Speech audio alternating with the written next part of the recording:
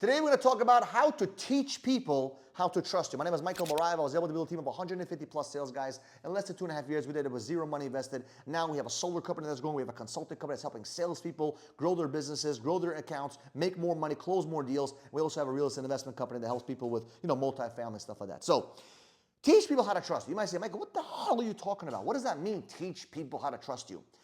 I'm going to give you this mentality of, a lot of times I hear people say, let me be honest. The second someone says, let me be honest, gone.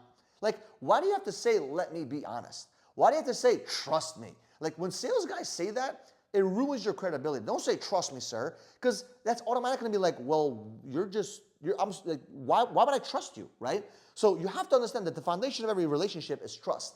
And instead of saying, trust me, you have to teach people how to trust you, right? I'm going to give you guys a couple of tips that have helped me tremendously to help people trust you in a conversation when you're trying to sell the customer, right? Number one, stop being disagreeable. Agree with people, right? Agree with people. If they, and you, listen, you may not understand why they believe what they believe, but if they say something, say, I agree. I understand. I'm with you. Of course, absolutely. Get into the habit of agreeing with people versus disagreeing. So many people have a habit of disagreeing. When someone says red, you want to say white. If someone says blue, you want to say green. Instead, if someone says blue, say, I understand. I love blue as well, right? Now, you don't have to lie, because when you agree, doesn't mean that you're agreeing that it's true or false. You're just agreeing with their perspective. Like if I'm sitting down with a Democrat or a Republican, right? As an example, let's say I'm a Republican, he's a Democrat. He's like, oh, I love communism. I love socialism. I love this, I love that. No problem. I understand where you're coming from. I agree with you, man. I understand it makes sense to you. This doesn't mean that I agree with that philosophy and I think that philosophy is going to win. I just understand that that's your perspective. I respect your perspective and I agree with you that you believe that perspective, right? So get good at agreeing with people, because when you agree with people, they're more likely to trust you. If you're going to be combative with them, they're not going to trust you, because nobody wants to trust the opposite side, right? Number two, say things that are true to them. For example, right? And say things that are true to them before they actually say it. So let's say I'm talking to a person and convincing him that solar is amazing, okay? I'm going to come up with ideas and specific statements that are true to both of us before he actually has to say it. So I'm going to say, listen, I understand we've been seeing the utility bills do X, Y, and Z. They've been doing X, Y construction. They've been doing this. They've been doing that. So whatever it is that we both can agree on, that I know he's going to agree on, I'm going to say it first. Why? Because he's in his mind thinking, well, that's true, that's true, that's true, that's true. And the more truth statements you can say in the conversation, the more likelihood that when you say, buy my product, he's going to say, that's true. When you say the feature is this, that's true, right? So a lot of times you have to get good at saying things that are true before they actually say it, so they can feel that you're on the same page with them, right? Number three, show them you're just like them, right? A lot of times people will trust people that are just like them. For example, I'm Jewish. I go to the synagogue and I see someone that's Jewish. Oh, become closely connected together in an event where there's 1,000 people there. Why? He's Jewish, I'm Jewish, boom, right? If a black person sees another black person in a big Spanish neighborhood, guess what? Hey, what's up? Why?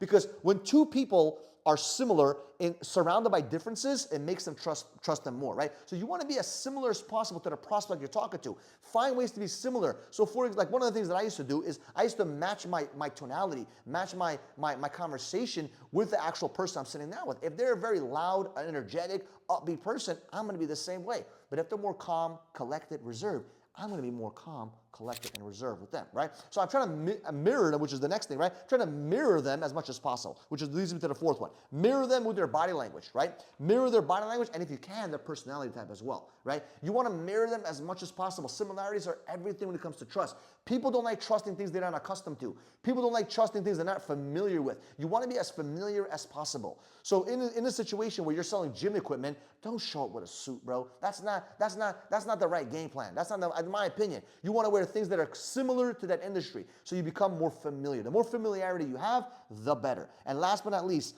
don't be one-sided. One of the greatest lessons that I learned in sales is I'm not trying to make you make a decision, sir. I'm just going to present you the positives and the negatives. I'm going to show you this color and that color. I'm going to show you X and Y, and you're going to make a decision, because I'm just here to consult you on what needs to get done. If you want to make this decision, that's great. You want to make that? I want to tell you exactly what the consequences are for both of those situations. So now they look at me as a person that's side by side as a consultant to them, as a coach to them, versus someone trying to sell them a specific product. Because the faster you can show them that you're not trying to sell them one-sided thing, like I'm not trying to convince you to be a Democrat, I'm not trying to convince you to be a Republican. I'm gonna give you both sides of the story. You can make a decision. Whichever one you wanna pick, no problem. But at the end of the day, I'm gonna have so much more positives and so many more pros and less cons on the product that I know works well. Because if not, I'd be selling the other product, right? But I'm gonna have so many good, viable products, features, pros, and positive things that can, and valuable things that can actually add value to the customer, to the business owner, to whoever it may be, that they're gonna obviously choose the right decision if they're smart enough. But I'm gonna make sure they understand that I'm their consultant, I'm there to guide them and help them make the right decision. And if it's not a good fit for them,